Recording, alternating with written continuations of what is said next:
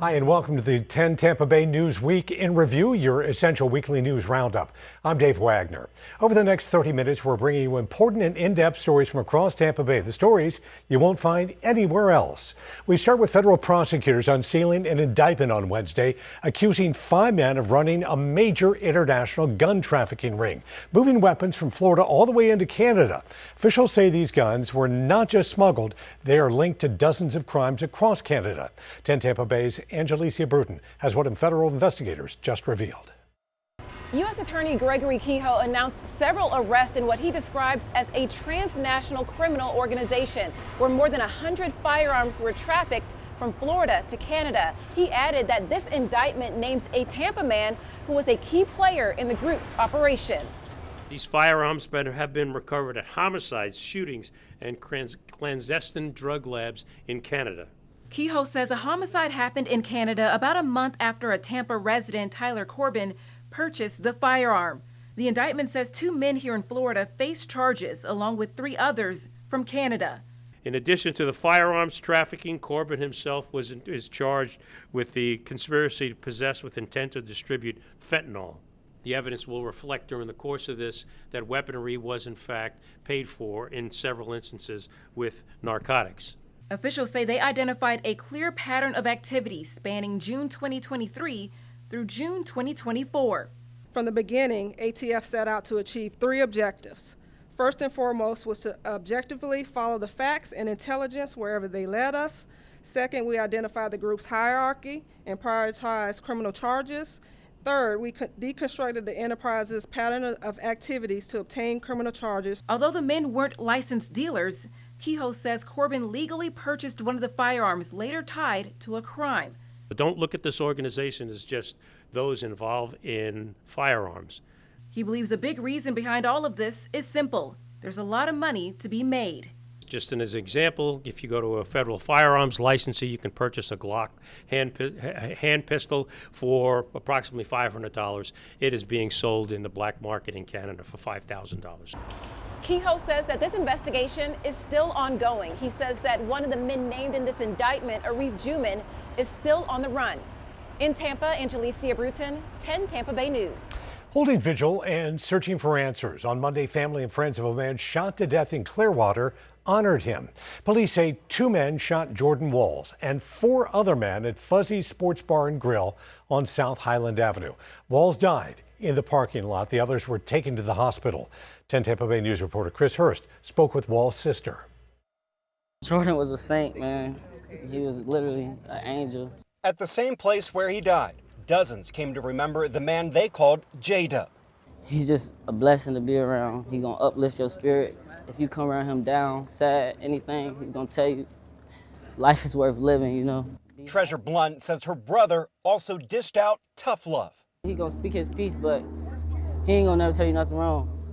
If he love you, he gonna tell you what you need to hear when you need to hear it. He ain't gonna sugarcoat it, whether you wanna hear it or not. What his family wants to hear now is that arrests are made. Clearwater police say they're looking for 2 shooters, but no one yet is in custody. Jordan was the best. They took my brother, they took my angel, they took my guardian angel. They say he's not the kind to start trouble or fall in with the wrong crowd. Their pain amplifies as they search for healing and answers. I'm waiting to wake up. I'm really waiting to wake up because this can't be real. I don't know why they took my brother. I don't know why they took my brother. Yeah, that was Chris Hurst reporting. A legal fight is brewing between Florida Governor Ron DeSantis and the leaders of the Council on Islamic Relations. The governor announced he'd labeled CAIR and the Muslim Brotherhood as foreign terrorist groups. As 10 Tampa Bay News reporter Angelicia Bruton explains now, CAIR responded on Tuesday with plans to sue the states. CAIR Florida says it is not a foreign terror organization, but a nonprofit that defends the civil liberties of all Americans. Right now, they are seeking legal action against Governor Ron DeSantis, who says he welcomes the lawsuit. To our governor, your designation has no basis in law or fact. CAIR Florida recently supported the return of a Florida teen detained in Israel for nearly 9 months and urged action after 3 men allegedly harassed USF students during prayer. Right now, those men are not officially charged or arrested. Our work is public, and we are very proud to defend our Constitution. We are very proud to defend the founding principles of our Constitution. The group says the lawsuit will highlight its commitment to protecting Americans and improving public understanding of Muslims. We will see him in the courtroom. This is something that I know our Attorney General is ready, willing, and able to be fighting on this. Governor DeSantis believes a lawsuit could bring to light what's in the group's finances. That will give the state of Florida discovery rights to be able to subpoena the bank records. While the U.S. government has not labeled CARE a foreign terrorist organization, Florida's designation instructs Florida agencies to bar their supporters from receiving state contracts, jobs, or funding. Right now, CARE Texas is seeking legal action against Governor Greg Abbott, who designated the group there as a foreign terror organization as well. In Tampa, Angelicia Bruton, 10 Tampa Bay News. The leadership we have is excellent. They looked out for us. This airport looked out for us. Thank you, Tampa. On Monday, almost a month after the government reopened and federal pay resumed, some TSA officers at Tampa International Airport are being rewarded for working without pay. Homeland Security Secretary Kristi Noem personally handed out $10,000 bonuses to some of those workers, but not all 700. 10 Tampa Bay News reporter Andy Payton asked Secretary Noem why. Yeah, that's exactly right. You may remember about a month ago, we stood right here and told you about how TPA's own TSA director told us that every single one of their uniformed officers showed up to work during the government shutdown despite not getting paid at the time. Well, today, Homeland Security Secretary Kristi Noem paid a visit to those officers and as a thank you, handed out $10,000 bonus checks. But here's the thing, not all of these officers received one. In fact, just under 15% of the 700 officers here at TPA did. A decision that sparked a lot of criticism from TSA unions across the country and something we pressed the secretary on today. Here's what she had to say. I would say those individuals sound like the Grinch. They should be happy when other people get rewarded for doing good work. You know, in this country, we should be grateful and cheer on other individuals around us that we can point to that work every single day to keep us safe. Now, the secretary telling us that those that did receive a bonus check were nominated by their peers and that those that didn't could still be nominated in the future. As far as where this money is coming from, DHS tells us that the funds are being carried over from the last fiscal year. Reporting here at Tampa International Airport, Andy Payton, 10 Tampa Bay News. On Friday, we brought you new details about the death of a man who died on a roller coaster at Universal's Epic Universe theme park. The Orange County Sheriff's Office released its final incident report, ruling the case an accidental death. 10 Tampa Bay News reporter Eric Glasser explains the ruling and what happens next. Well, the family of 32-year-old Kevin Rodriguez Zavala has been demanding answers since his death in September aboard the park's new Stardust Racers coaster. Now investigators say they've reached a conclusion, although it's one the family's legal team is likely to push back on. According to the report, a doctor waiting to board the ride tried to help, but said Zavala's femur had snapped, describing it as broken in half. Investigators say Zavala had pre-existing spinal and femur injuries, possibly contributing to what happened. At a press conference in September, the family's lawyers pushed back on that notion. He had ridden roller coasters many times before without incident. Zavala's longtime girlfriend told detectives that just before the ride began, an employee pushed the lap restraint down several times. But once the coaster dropped, she said Zavala flew forward, striking his head repeatedly on the seat or bar in front of him. Detectives concluded employees followed all safety protocols and did not act in a careless or neglectful manner, a position the family had predicted and challenged. If the park is going to take a position that he should not have been on the ride, they should not have assisted him to get in there. Although the final report rules Zavala's death accidental with no evidence of criminal negligence, a local defense attorney not affiliated with the case says that's only one part of it. I think that there will not be any sort of criminal prosecution, and the claimant's family will have to most likely proceed in civil court. Universal had previously released a statement saying that the ride's systems appeared to have functioned as intended and that staff followed proper procedures. The ride has since reopened, and Universal has updated its safety and accessibility guidelines, maintaining that the attraction is not recommended for guests with back, neck, or similar conditions. Eric Lasser, 10 Tampa Bay News. On Monday, we showed you a new tool to keep your children safe. It's part of a new partnership in Pinellas County, hailed as historic. 10 Tampa Bay News reporter Annie Krall shows you how it works and why education is so important. The Pinellas County Sheriff's Office says they're on track to investigate more than 100 child pornography cases just in the county alone by the end of the year. Once they view that child pornography, then it builds from there, and they begin reaching out and contacting kids and grooming kids, and then they have contact, and before you know it, we have a really, really bad situation. There are about 1,800 sex predators and offenders in Pinellas County. Many of them are reoffenders through online platforms, terrifying parents. They don't know how Snapchat works and all these other things that these kids are like this. They're sitting at a restaurant on it like they're talking about. So some of it is basic stuff, like who you're talking to and what are you doing. But the parents have no familiarity with the breadth, the scope of what's out there and what these kids have access to. They need to know what it is before they know how to best control it. Which is why, as of Monday, the educational resource Parent ProTech will give all Pinellas County parents and caregivers a free 1-year subscription, specifically teaching about artificial intelligence. Students using AI chatbots as emotional companions and relationship substitutes, and the alarming rise across the nation where these tools have encouraged self-harm and advised children to hide things from their parents. We need to educate without assuming that an AI chatbot can do all the things for us. The Juvenile Welfare Board is fully funding the bilingual subscription. Lots of children are being protected and supported by their grandparents who have no clue.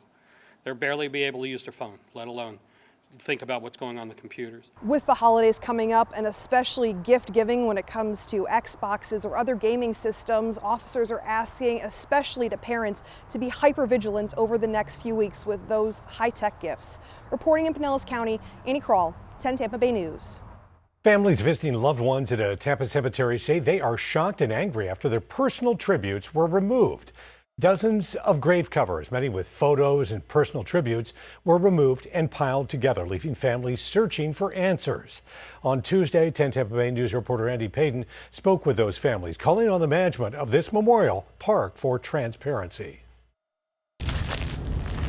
You can only say so much on a headstone. His nickname was Dee Dee. But a picture. My son had a nice grade of hair like me. As Mark Christopher Williams will tell you, yes, is worth 1,000 words. I could see a picture of him. All I got is the wording. When I can walk and stand over him and look at a picture, it gives you a greater feeling that I can look at my son while I'm looking at the stone at the same time. It's why when his son DeMarcus passed at just 16 years old, he placed this cover on his grave here at Rest Haven Memorial Park. Yes, all the ones that they picked up off the ground, they just piled them up over here. But this morning, he found it in a pile. It just looked like trash. Along with dozens of others. It was a reminder of your loved one, and it got snatched up without no warning and said anything. It's the same concern Vanessa Carswell and Cleo Billups had. I couldn't do nothing but cry at that moment. Who say they also came here today and found their loved ones' covers gone with no warning. We attempted to reach out to the owner of the memorial park today. Hi, I'm calling on behalf of 10 Tampa Bay News. I was hoping to speak with someone about concerns at Rest Haven Memorial Park. But we're told they would not comment on the situation. Now, a manager does tell us off camera, though, that this signage was put up back in July, notifying families of this policy that states that no man-made materials are allowed as grave coverings. As far as giving these families notice, they say they felt that this signage was sufficient. It's heartbreaking. It's heartbreaking. That lets you know that maybe you want to look elsewhere to lay your loved one.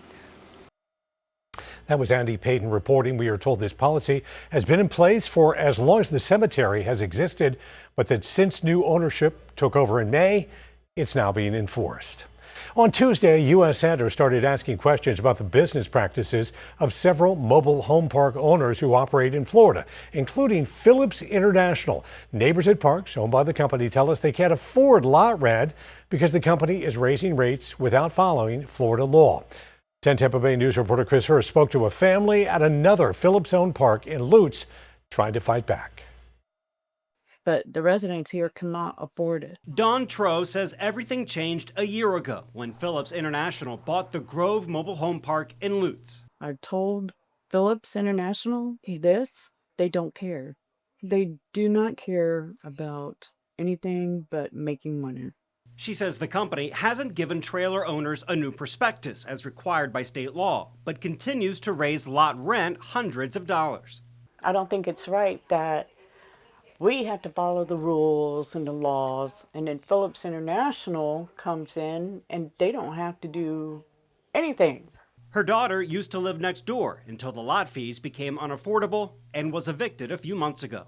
It may be stereotypical, but make people feel like, oh, it's just a mobile home park. It's just trailer trash being taken out to the garbage. What's happening here echoes what we reported earlier this month in another Phillips-owned park in Riverview, where residents are so fed up they're putting rent into an account with the court while they fight the price hikes. There's literally nothing that they've done to give us a reason to pay these ridiculous hefty fees. It's a story repeating across the country. This week, New Hampshire Senator Maggie Hassan sent a letter to several major park owners, including Phillips, demanding information about business tactics and rent increases.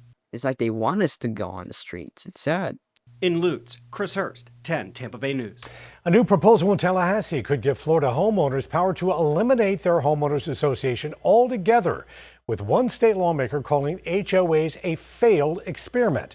10 Tampa Bay News reporter Eric Glasser shows how it could impact you on Wednesday. Well, supporters of House Bill 657 say it would give homeowners more control over HOAs that sometimes wield more power than local governments. But critics warn it could create chaos inside neighborhoods. At no point should an HOA have the ability to take anybody's home. You don't have to look far to find homeowners like Jason Pardykes angered, frustrated, even threatened by their HOA. There's not a violation so egregious, so terrible, that there would be a justification to take somebody's primary asset from them. They have gone far too unchecked with far too much power for too long. The bill's sponsor, Representative Juan Carlos Porras, says that HB 657 would allow homeowners to rein in that often unchecked power with the threat to dismantle HOAs. And I think it's time we have something in place to hold them accountable, and I think this bill is going to be the best thing to do so. The process would start with a petition signed by at least 20% of the community's voting members, then 60 days to hold a meeting. Dissolving the board would require a 2/3 vote, and if that vote fails, homeowners would have to wait 18 months before trying again. Critics say the bill would create even more litigation and potentially chaos in communities that need enforceable rules and have shared expenses. You have common roof lines, common gutters, common sidewalks. Painting is done on a uniform basis for a townhome, for example, and those are homeowners associations. Right now, the bill still faces obstacles. It would have to clear committee hearings, a full vote of the legislature, and then be signed by the governor. And currently, there's no companion bill in the Senate. If it does pass, the changes would not take effect until July 1st of next year. In Tampa, Eric Lasser, 10 Tampa Bay News. Clearing up license plate confusion. On Tuesday, we explained a new Florida law that targets license plate holders. 10 Tampa Bay News reporter Miguel Octavio went to the experts to find out what is legal and what could put you behind bars. Before you hit the road, you may want to check the back of your car. I think you should be able to read somebody's license plate. While harsher penalties took effect October 1st, many drivers are just finding out. Well, I have one myself from my college, University of Florida A&M, so I don't want to lose mine. I enjoy having it. Florida Highway Patrol State Trooper Ken Watson says the move is necessary. It's so helpful because we want to know who is in the vehicle or who is most likely in the vehicle that we're about to stop. Right now, some police departments are reminding drivers what's legal. This one from Sarasota Police shows obstructed plates. And this one from Castleberry Police shows obstructed letters, numbers, and even the decal hard to see. We're not saying that all of those plates need to come off. Only the ones that are covering up those key elements of a license plate. The new law could result in a second-degree misdemeanor with fines up to $500 or even 60 days in jail. Oh, I don't really agree with that. I think we need to rectify that some type of way. Some feel this goes too far. I think there's other things they should worry about. I think Florida should focus on other issues. Others see where there could be benefits. If it were obstructed and they then committed a felony or something, then okay. And that was Miguel Octavio reporting. Florida Highway Patrol says they're focused on educating drivers first before any punishments. Well, this week we learned one of the most recognizable buildings in downtown Tampa is for sale. The city issued a formal request for proposals for Tampa Police Department headquarters, known as Big Blue. The asking price? $36 million. But as 10 Tampa Bay News reporter Eric Glasser shows us now, the move is already raising questions from City Council and nearby businesses. Well, the city of Tampa is now officially seeking developers for a full city block in the heart of downtown, placing the Tampa Police Department headquarters here on North Franklin Street on the market. The property covers more than an acre, including the 10-story Big Blue building and a 5-level parking garage. Asking price, a minimum $36 million. But some city council members say they were caught off guard by the whole idea.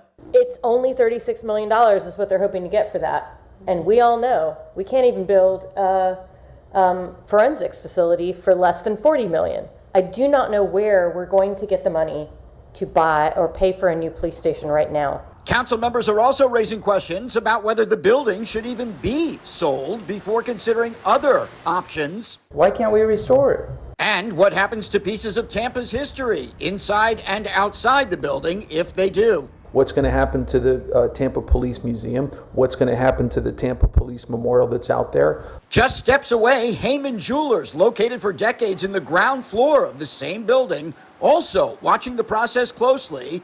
They just found out about the potential sale yesterday. It's a little scary, too, because what if we can't find another location? We really want to stay downtown. That's who we are. We're the downtown jewelry store. This is where we want to be. Council members feeling a bit left out of the process have asked staff for a discussion on the future of Big Blue at their January 22nd meeting. But they noted even if a developer makes a full price offer, the council is under no obligation to approve that sale. Any final deal would have to come back to them for a vote. In Tampa, Eric Glasser, 10 Tampa Bay News. On Monday, the city of St. Pete announced applications will soon open for what could be a lifeline for hurricane survivors who endured scenes like this one from Idalia. People impacted by that hurricane or by Hurricane Helene can apply for part of nearly $160 million worth of funds. As 10 Tampa Bay News reporter Miguel Octavio shares, it's a moment those struggling to recover have been waiting for. The twinkle and magic of the holidays may be here. This was when we were cleaning out the home. But for Michelle Knight, that light is dim. I'm very sad that I'm no longer in my home city. She says sewage water ruined her home. It smelled. During Hurricane Helene. They did say it did come back for human feces. City officials shut down the Northeast Water Reclamation Facility because of storm surge. Like many, Michelle's home became unlivable. She moved out. So there's not going to be a Christmas. I mean, it wiped out her entire savings account. Now she's hoping for help from the Sunrise St. Pete program opening 1 week from tonight. Nearly $160 million in federal HUD funds will soon be available. We are really intentional about being connected with our federal partners. The money can help rebuild homes, cover rent or mortgage, and restore critical infrastructure, even elevate homes. Priority goes to low to moderate income families earning up to 80% of area median income. It looks like a lot of money, but once it's broken down, once people start to apply, it's going to go very, very quickly. City leaders expect high demand. For Michelle, this may be her last hope. We have to, or else we're gonna end up homeless. For now, she's hoping this program helps her find stability and live in a home again. Unfortunately, without the savings, that dream is kind of busted. In Pinellas County, Miguel Octavio, 10 Tampa Bay News. As the temperature dropped Wednesday night, flames went up on a Pinellas County beach. People in Paso Grill lit a bonfire and saw friends many hadn't seen since last year's hurricanes. But as 10 Tampa Bay News reporter Chris Hurst explains, a change by St. Pete Beach almost extinguished that tradition. That's a cider, and the cocoa's down there. Every year around this time, Talking to a friend from up north, and I said, oh, I'm going to my favorite community event. the few hundred who live on Paso Grill slowly gather around a giant hole in the sand, It's something that has brought the community together for the past 30 years. waiting for the sun to set. I've been lighting the fire probably 10 or 12 years now. In the annual Fire to Spark. Got to get air underneath, so we left a little area for some air to get underneath it. But this year, the holiday tradition almost wasn't. This year, the city gave us a big rash. What? Well, they want us to get insurance. Oh, I heard about You that. heard about that? I think, They're here. You want to come? As you can imagine, having 500 people around an open flame, there are not a lot of insurance companies that want to carry that. Only a week before tonight, Cheryl Engels finally found one willing when the city called with an offer. She said, if you can get insurance, we will supply the wood for you, which always costs us at least $1,000. So it was a good setup. So with torches in hand, It'll be higher than you can imagine in a minute. these people are warmed again by the bonfire's glow. It's nice to get together with the people again and see how everybody's doing, because everybody kind of stayed to themselves, fixing up their places again. An offering after a year of getting back to normal. Good job, buddy. Good job, Bill. In Paso Grill, Chris Hurst, 10 Tampa Bay News. As many enjoy a merry holiday season, others need help making ends meet. Advent Health Centric Care coordinated the creation of thousands of handmade blankets for families in need of a little extra warmth. 10 Tampa Bay News reporter Miranda Purnell spoke with an expectant couple who previously faced homelessness about why events like this feel like a lifeline. A light of hope. It's good to know that you have someone in your corner, no matter what. Soon-to-be mom Mariah Martin says that help came in a small corner of Tampa Thursday night at Harvest Hope Park. Anyone could stop by and grab food, supplies, and get connected with various types of assistance. Many resources for first-time parents, everything from apartment furnishings to resources for like baby formula, how to sign up for WIC, simple as just coming in, just being here at the right time and meeting the right people. Martin and her fiance, Joseph Tomasi, joined dozens of people who visited the center during tonight's event, where folks could select from thousands of handmade blankets made as a warm gesture during the colder winter months. With the holiday season approaching, and we're just trying to get back to the community because that's what we're all about. With more than 1,600 people from over 20 states donating their time to create these blankets and volunteers lending their time tonight, Martin and Tomasi say they want their future child to know this is a community that looks out. It's okay if you don't have it all. It's okay. Don't be scared to ask for help, and always, if you have it, lend a hand. It may not be my best time, but my better times are coming. In Tampa, Miranda Parnell, 10 Tampa Bay News. And thank you for watching this Week in Review. Be sure to keep it right here on 10 Tampa Bay Plus for the latest information that impacts your life.